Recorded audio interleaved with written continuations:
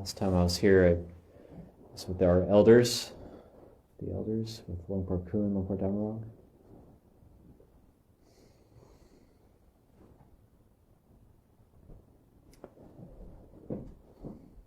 Thought I would just talk about our tradition a little bit, and thought that might be interesting.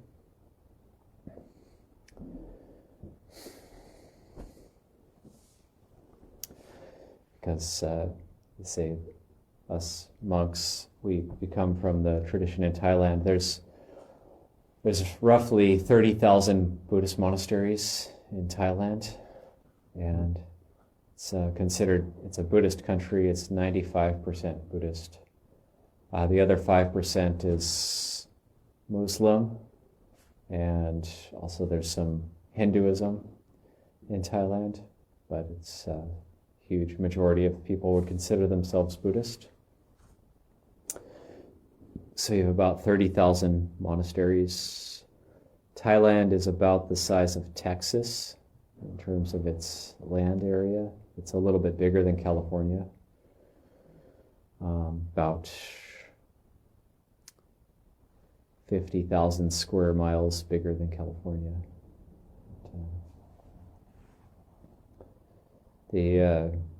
But then of those 30,000 monasteries, about 5% of those are forest monasteries.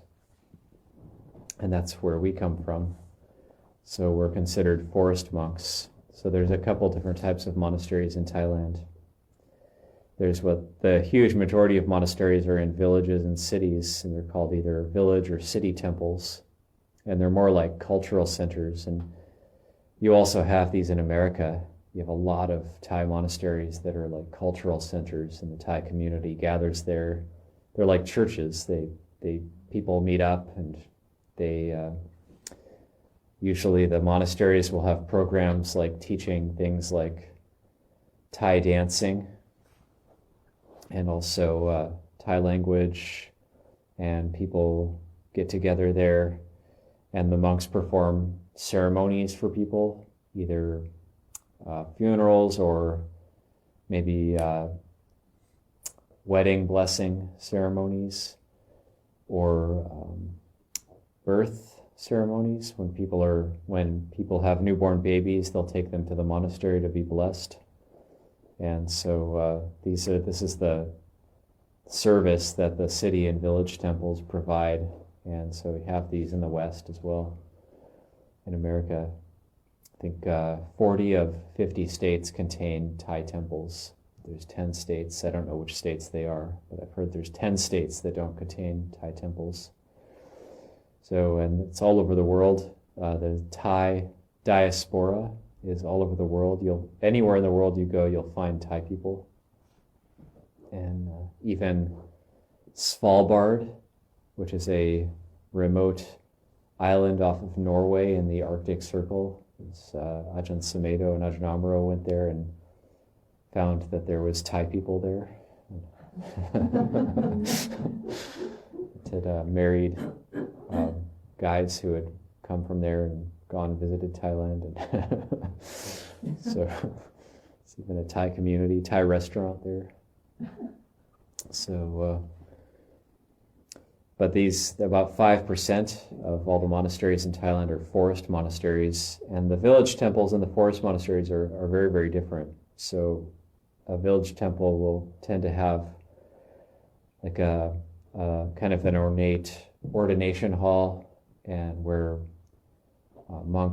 people can go and take temporary ordination, and maybe in a very rare case take ordination long term, but mostly it's going to be people temporarily ordaining to make merit for their families, for their parents, possibly for their deceased relatives. And men might ordain for anywhere from a week to 3 months, and this is normal in Thailand and also for Thais who are outside of Thailand. But in the forest monasteries, that's more for the monks who are making a long-term commitment to monastic life. And the forest monasteries, when you fly over, if any of you ever go to Thailand and take a domestic flight, you'll fly over Thailand, you'll see patches of forest. Those tend to be the forest monasteries. So, and sometimes you'll have a forest monastery anywhere from 10 acres to the biggest one I've heard about is about 1,500 to 2,000 acres of forest. And the monks being there actually protects the forest. And so in post-World War II era Thailand, about 90% of all the forests in Thailand were cut down in the building booms that happened after World War II. So the forests of Thailand were decimated after that time. And about 40% of that has been restored, mainly by these forest monasteries. Also by the ninth king of Thailand, who had great forestry programs going on. But these forest monasteries, so now they've been recognized, and forest monks will have the opportunity and the permission to make use of the national parks if they want. They can actually dwell in the national parks in Thailand if they want to. There's this forestry programs that they have there. They've recognized that the forest monks, their presence actually protects the forests. So about 5% of all the monasteries in Thailand would be forest monasteries, and then maybe 1% of that 5% is the Ajahn monasteries that we're a part of. So these monasteries are defined by a fair amount of meditation, living in the forest, a cultivation of solitude and simplicity, and also keeping the discipline quite strictly. And one of our precepts that we follow is that we don't accept or make use of money. For example, that, say here, like Kevin would look after the money. We wouldn't be able to receive it ourselves or actually make use of it ourselves. It's the money is handled by the lay people who help look after the monastery, and then the monks can only state a need or make a suggestion. We can't order the use of money in any way. It's like, Kevin, I want pizza tomorrow. That's not a hint. I'll be eating at a Bayagiri tomorrow. So, but I can't order him to get pizza tomorrow, for example. With the donations that are given here, it's really up to the lay people how they support us. But in terms of that precept, that is a precept that was laid out by the Buddha over 2,500 years ago. The monks are not supposed to use or accept money. All monks, that's supposed to be a precept for all monks, but it's the huge majority of monks do use money these days. And that's, I don't even say that as a criticism, it's just something normal. So say you have those 95% of all monasteries in Thailand being the village and city temples, that's totally normal that they handle and use money there. And monks worldwide in the Chinese, Tibetan tradition also, that's normal that monks handle and use money. And also, you have the 5% of all the monasteries being forest monasteries. I would say maybe only 2% of that 5% are monks who don't use money.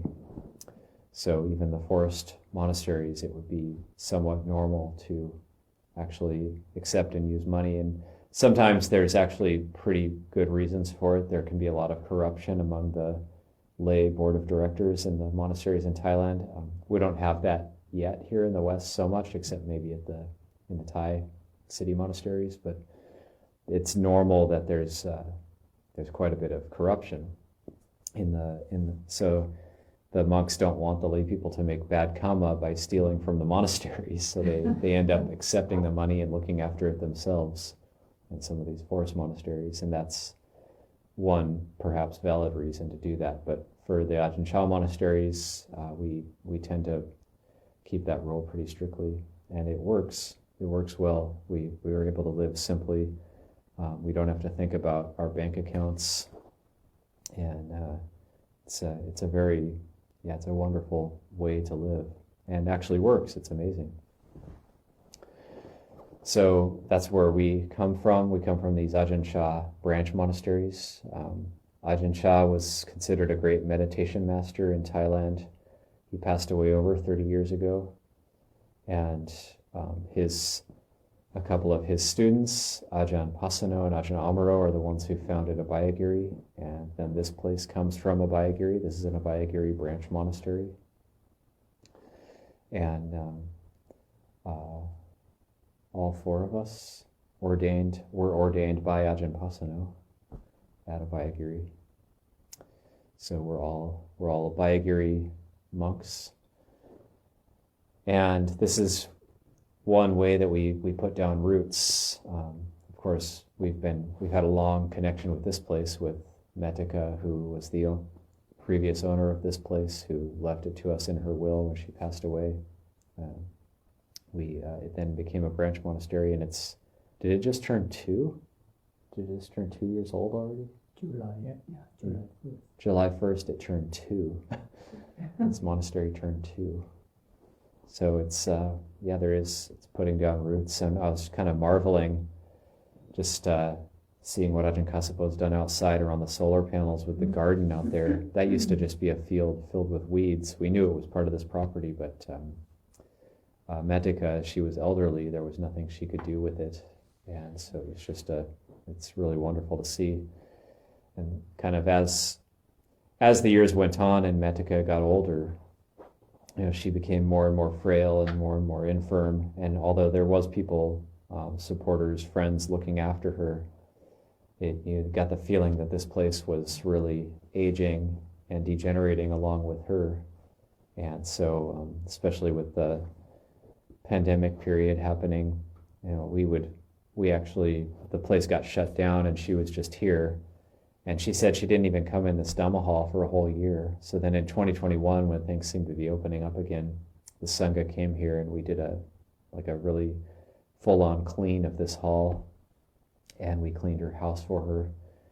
And it kind of got rebooted a bit for a few months, but then things got closed down again. And so the place was kind of falling into disrepair. And with Metika then moving to hospice care in Ukiah, we were going there on a daily basis, helping look after her. And then when she passed away, and the place eventually accrued to us, and all the stuff got taken out, and it was kind of a fresh start. And just kind of marveling being out there looking at how amazingly bright and clean and well taken care of everything is. And it's like it's been fully come back to life, and it's got a whole new rebirth for the place. So it's just so wonderful to see. And that there's monks permanently dwelling here now. It really is. It's a very nice monastery, and it's a forest monastery. It's a place this is a very quiet neighborhood, and there's part of the land is a little redwood and like a cypress forest, and there's this kind of open area. There's a couple of kutis now, and very, very suitable for monastic practice, and a very quiet place. And the monks are able to actually walk alms round. This is another hallmark of forest monasteries, that the monks will actually subsist on the alms round, walking into the village for alms food. So this is considered right livelihood for Buddhist monks, is to actually, we aren't allowed to ask for food, but we're supposed to make ourselves available for people to practice generosity if that's the kind of thing they want to engage in. So it's like an upward spiral of goodness. So the idea being that the monks go into, say here, it's going to be Fort Bragg, go into Fort Bragg and walk up and down the street, and then if anybody decides they want to give food, then they offer food to the monks. And that makes the people who give, it's said that the result of a gift belongs to the giver. So the giver then feels happy and uplifted by that sense of generosity. And the monks are also happy and uplifted because they get to eat for that day. So it's a mutual sense of goodness, and develop a really nice relationship over time. And also because people can be inspired by seeing the monks here and seeing their sense of living by renunciation and keeping precepts and living a quiet and peaceful life. It can be a reminder for us, for all of us, that is something that's possible. You don't have to be wearing robes to tap into that, to plug into that. You can actually just see that example and then bring that reflection in for yourself, and it can be very, very helpful.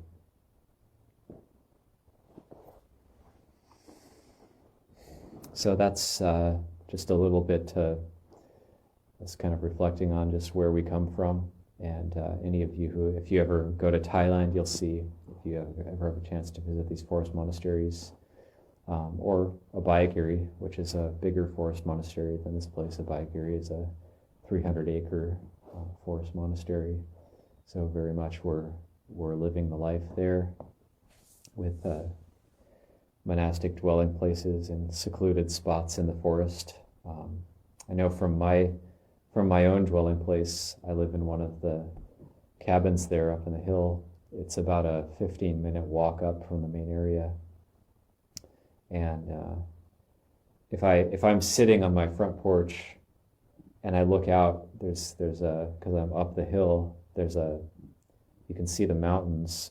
And from the vantage point of where I live, even though we do have some neighbors and there are some houses nearby, from my front porch, I can't see any other human habitation. There's this real sense of solitude. I can only see the mountains and the trees. And I've been to the Himalayas before. I've been to the foothills of the Himalayas in northern India. And if you just dropped me there and didn't tell me I was in California, you could tell me I was in the foothills of the Himalayas, and it wouldn't be any different. So we're very blessed to have what we have. Sometimes we can take it for granted, but we live in a very beautiful area. Northern California is just very, very beautiful. What we have is amazing. The air is very, very clean.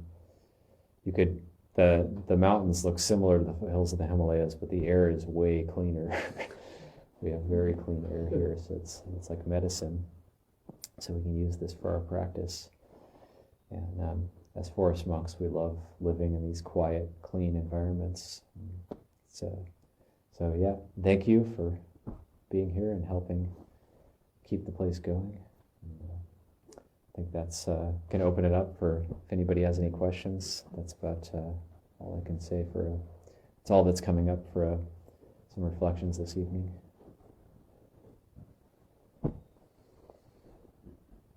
I would like to ask if Abhayagiri does any ceremonies for births and deaths. We do.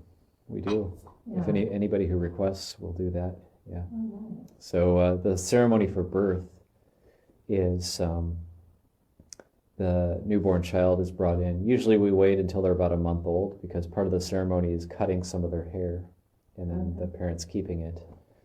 And we'll do chanting with the baby there, and sometimes put a blessing cord around the baby's wrist, and combined to the parent, like around the parents, or connected to the Buddha image. There's a few different ways to do it, but one of the things we do, almost always do on a baby, we call it a baby blessing.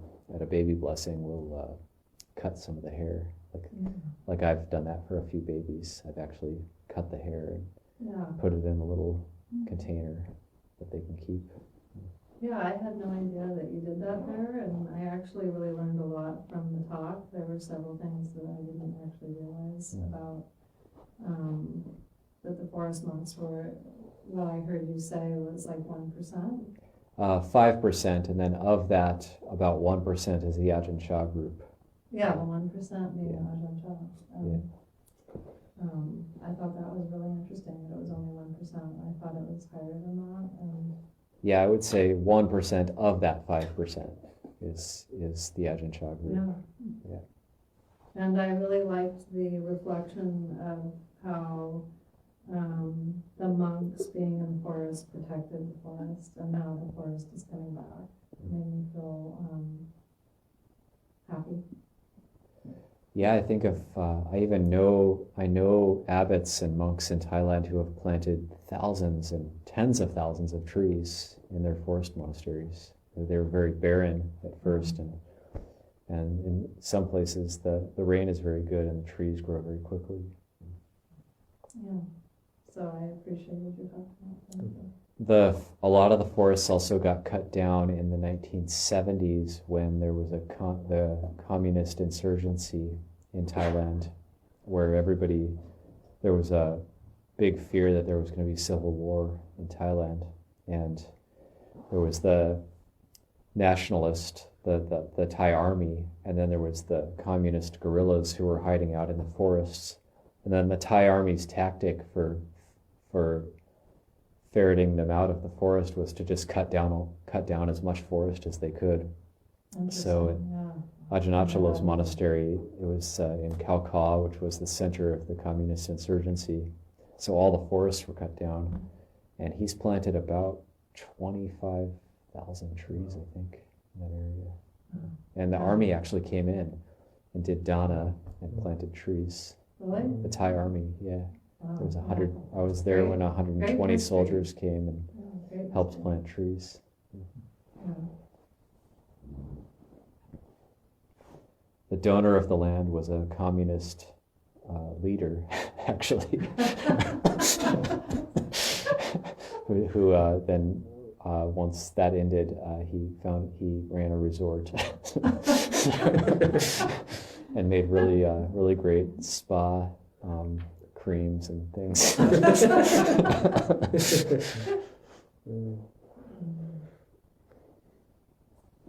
I'm curious about the precept regarding money and precepts in general. What in the training about precept, I was just reflecting on the precepts just today, and thinking about how I've heard, and I think it makes sense that one of the objective of the precepts is that as monastics, you're sort of stewards of the teachings and the practices, and like you're a representation of the practice, and it sort of guides your behavior in a way that will represent that well, like give the guidelines. But do you receive other sort of training or guidelines as to why the precepts are the way they are and why they practice the way that they practice? Yeah, certainly. There's two aspects to the precepts. So for lay people, there's the 5 precepts, which is the precept of a householder who's raising a family and so on. Those are just basic morality. And then there's the 8 precepts, which are considered the renunciate precepts for either householders or people who are starting out in the monastery. And then there's the 10 precepts of the novices, which they wear brown robes, but they're not full monks yet. And that's where you first see the no money precept, is when somebody becomes a novice. And then you have the bhikkhus who follow 227 precepts. And there's 2 aspects. There's what we call the letter and the spirit of the precepts. So there's like the way the precept is written, and then there's the reason for keeping it. And each precept will have a reason for keeping it. And of all the 227 precepts in our what we call the Vinaya, which is the discipline, there's an origin story for every single one. There's a reason why the Buddha laid out every single precept, from the most major precepts to the most minor precepts.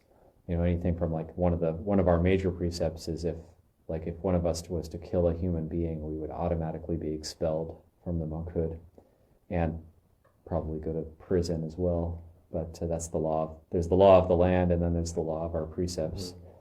So that's like one of the precepts of expulsion, immediate expulsion.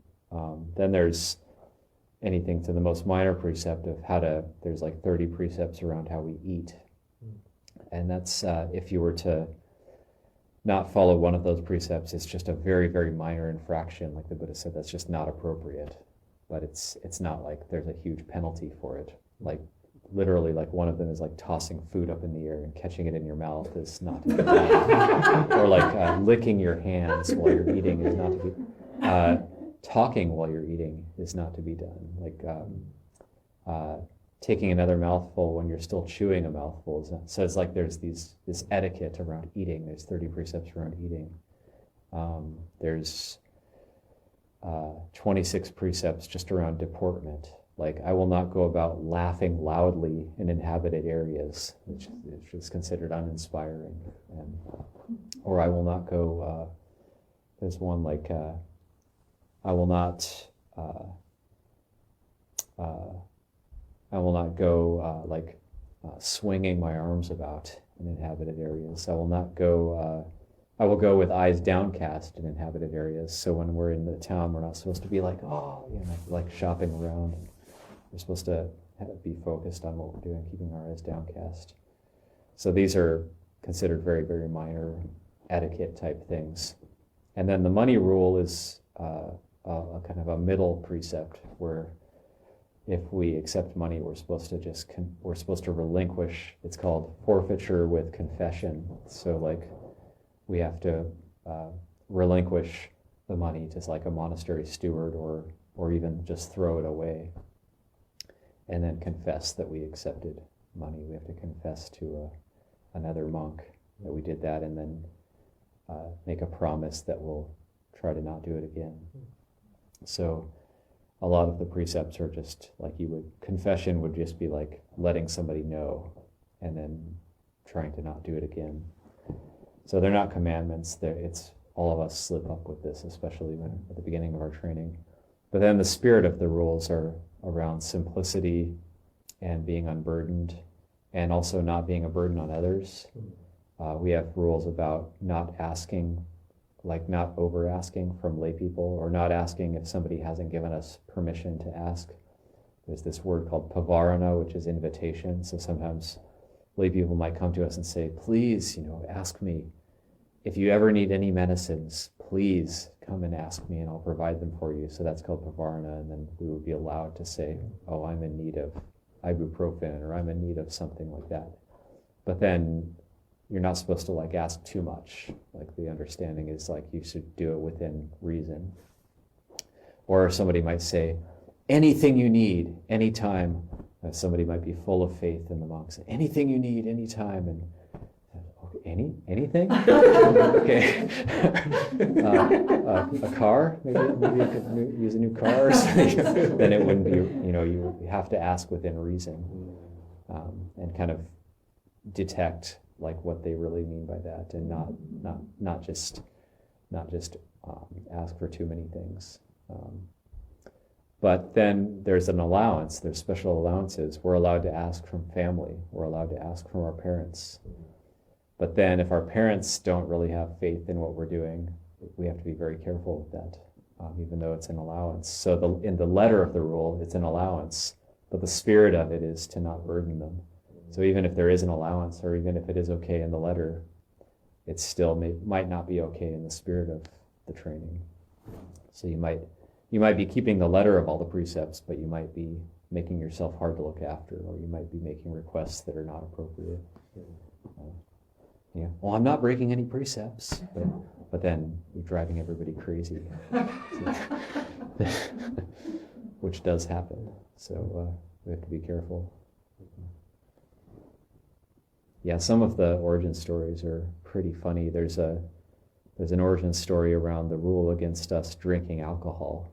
So we have a specific rule that if we drink alcohol, and it's also, there's various factors in each rule. A lot of them you have to have intention. Like if there's no intention, like say the rule against killing animals, which we would have to confess. If I was to just smash an ant, for example, I would have to confess that. But if I accidentally kill an ant and there's no intention, then it's no offense. It's not breaking of the precept because I didn't mean to, and I didn't intend to kill that being. So, but with alcohol, it can be broken unintentionally. So it's asking us to be extra careful to know if something has alcohol in it or not. So like if somebody gives us a drink and says, this is grape juice, and they're trying to trick us and we drink it and it's actually has alcohol in it, then even though we didn't intend to drink alcohol, we would still have to confess that we drank alcohol. So we have to be extra careful with that one. But the origin story of that one is, because originally there wasn't any rules, it was just understood how you were supposed to act as a religious seeker in the time of the Buddha. The Buddha was setting the example and people just emulated him. But then over time, people did things that the Buddha said, no, that's not right, that's not correct. So there was a monk who was actually a very powerful monk, and he was a good monk, and he actually he had become famous in a village for subjugating this like very powerful fire naga spirit that was kind of causing some problems in the village. So there's this like powerful kind of snake fire spirit that he was able to use his mental powers to subjugate it somehow or calm it down. So he was, this monk was on alms round, and then people were very enamored with him because he was able to create safety for them. So then there was the bad monks. There's the group of bad monks. They're called the group of six, and they kind of wanted to play a joke on this other monk. So they went to all the villagers and said, "Hey, do you want to reward him somehow for what he did for you? You can offer him liquor. You can offer him alcohol." And they called pigeon's foot liquor, which would be probably the equivalent of moonshine in the time of the Buddha. And so they all offered him alcohol during alms round, and then to please them, he drank it in front of them to make use of their offering and in front of them. So then he kept drinking the alcohol that they offered him in front of the villagers in order to make them happy that their offering was being made use of. And so then he got to the end of his alms round and he passed out and fell over. And then the Buddha was also on alms round with some monks, so he came across him and said, "Monks, pick him up and bring him back to the monastery." And then they bring him back to the monastery, and he's like snoring, and then they put him in front of the Buddha with his head facing the Buddha, and then he gets up and points his feet at the Buddha. So the Buddha says, "Previously, was this monk respectful toward the Buddha?" And they're like, "Yes, Lord." And now is he respectful? "No, he's not." And then he said, "Previously, he did battle with this great fire spirit?" They're like, "Yes, that was amazing." And the Buddha says, "Now could he do battle even with a salamander?" And they say, "No." So, "Therefore, monks, I don't allow you to drink alcohol." That's the origin story of that one. You can find it in the Vinaya. It's very funny. You get the whole story. It's very matter of fact and dry humor.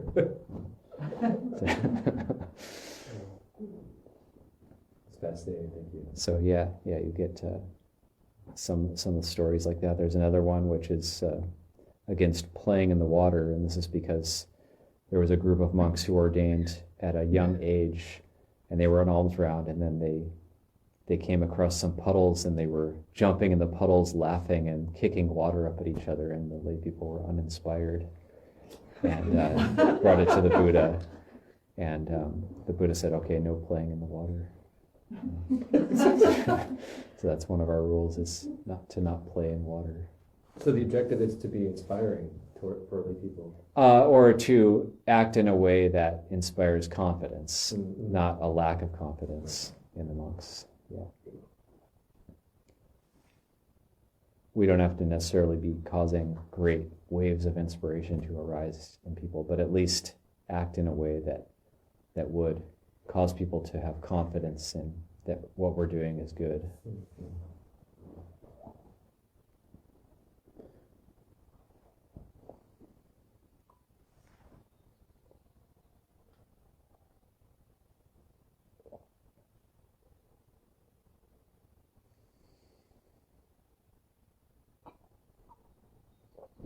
Anything else you want to know about what we're doing?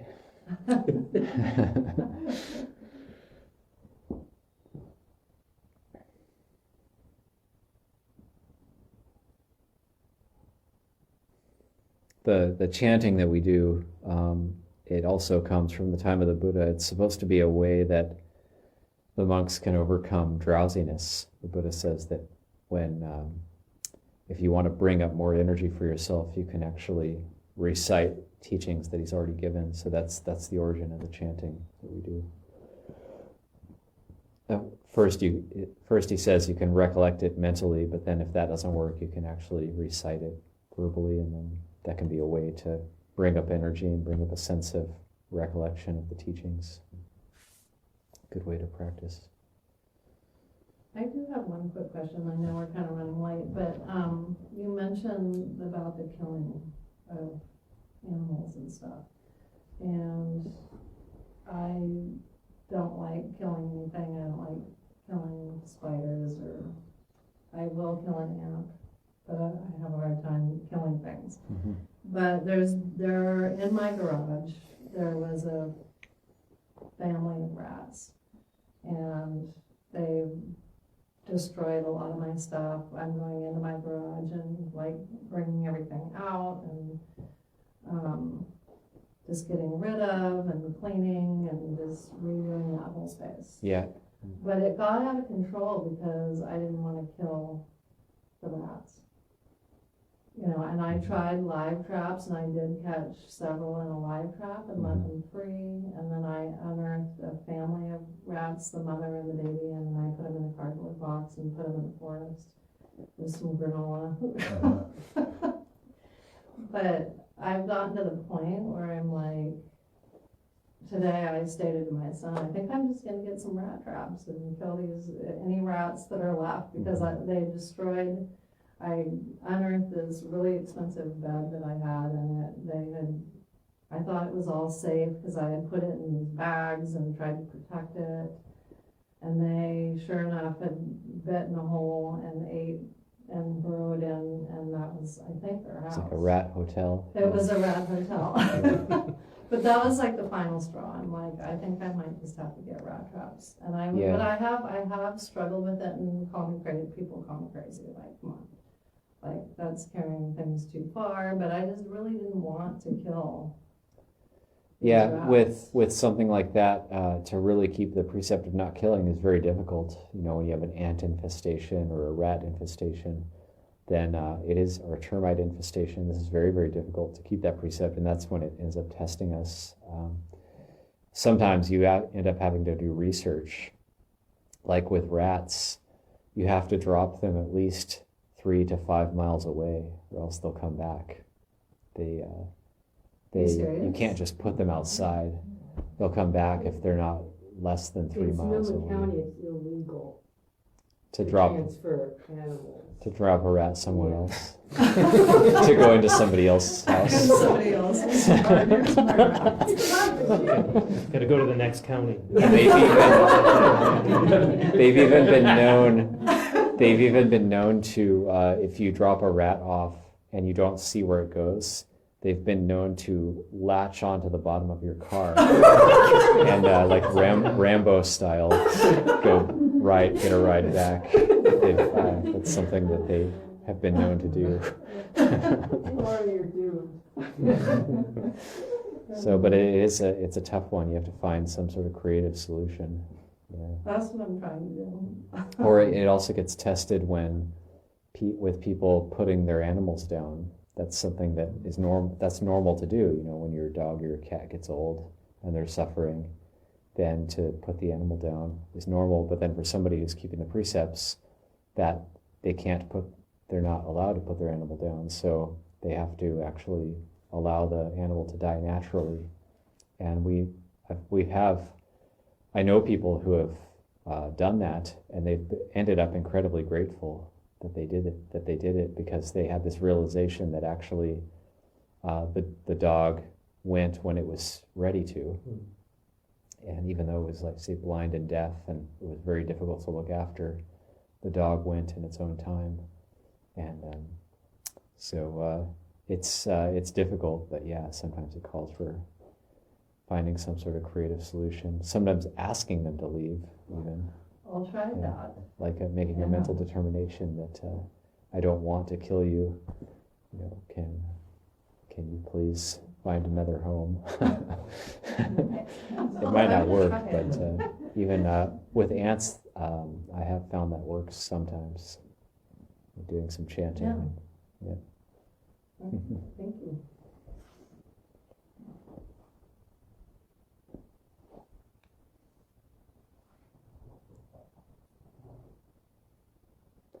Yeah, there's, I know in New Zealand, when Ajahn Dhamma was living there and had the monastery there, they had a huge cockroach infestation. And he refused to kill them. He never resorted to killing them, and they just, the best they could do was they created these traps where the cockroaches get lured into a bucket, and then they would transfer them way out into this forest, and they were able to keep the numbers down. I don't know if they ever solved it completely, but they did actually make it so the infestation wasn't nearly as bad. They were able to remove them faster than they were multiplying.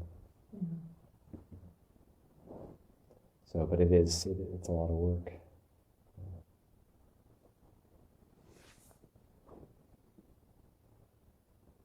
So, good luck with that. Thank you. I'm glad I came here before I bought traps, because I was really about to go to the store and get traps. It can be frustrating. Yeah. Yeah.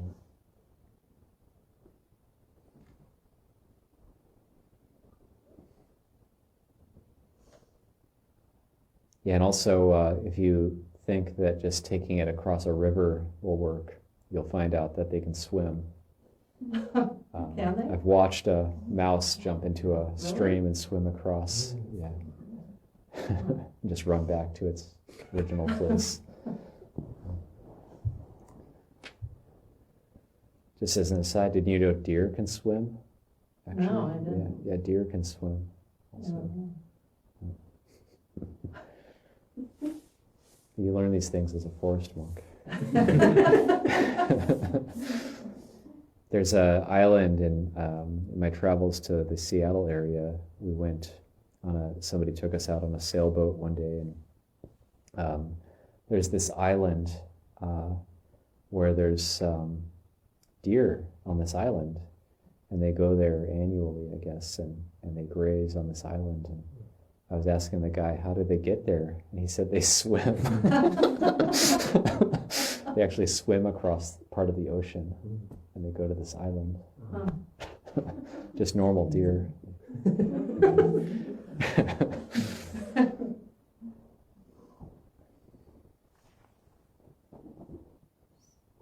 Yeah, a lot of one of the ethos of the forest monks, the way we're taught to, is learning from nature. So living outside and learning from nature, how the animals live and what their patterns are, and what their kind of instincts are. That can inform us about just how nature works. It can give us insights into Dhamma, or seeing that things that we think are beautiful are actually not so beautiful. Like I set up a hummingbird feeder at my cabin. Like, oh, I love hummingbirds, they're so beautiful. And then one thing I discovered is they fight with each other. Like they actually kill each other. Like they're really brutal with each other. like one kind of tried to take ownership of this feeder, and then it's like chasing all the others away and brutally attacking them as they come by. And but then I've learned how smart they are too by watching them, in that this one that thought it owns the feeder, and then another bird tries to come to it and it chases it away. But then there's a third bird watching, and it's waiting, and it knows it's going to chase the other one away. So when the other one's getting chased away, it comes and feeds. And then the other one turns around and is like, what? And it goes and it chases that one. And then the one that was being chased goes and feeds on it. So they've kind of collaborated. They know, oh, he's going to chase you and I'll go feed. And then it'll chase me and you can go feed.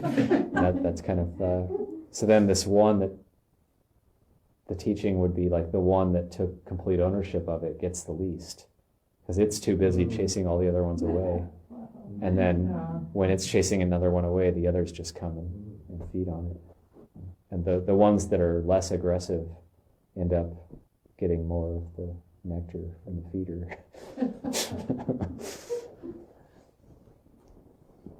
They all have different personalities. So like the most aggressive one wears itself out by trying to chase all the other ones off. Very interesting. That reminds me of, there was this study that was done on game theory, where there was this game called The Prisoner's Dilemma, where there's two people that are essentially competing, and if one agrees to steal and the other person agrees to share, then the stealer keeps, and vice versa. If they both agree to share, or so if you steal and the other person shares, you get 5 and they get 0. If you both steal, you both get 1, but if you both share, you both get 3. Oh, yeah. And so they programmed all kinds of different strategies into a simulation and had them compete against each other, and the kindest ones always won. And Right, the ones that were right. greedy always lost.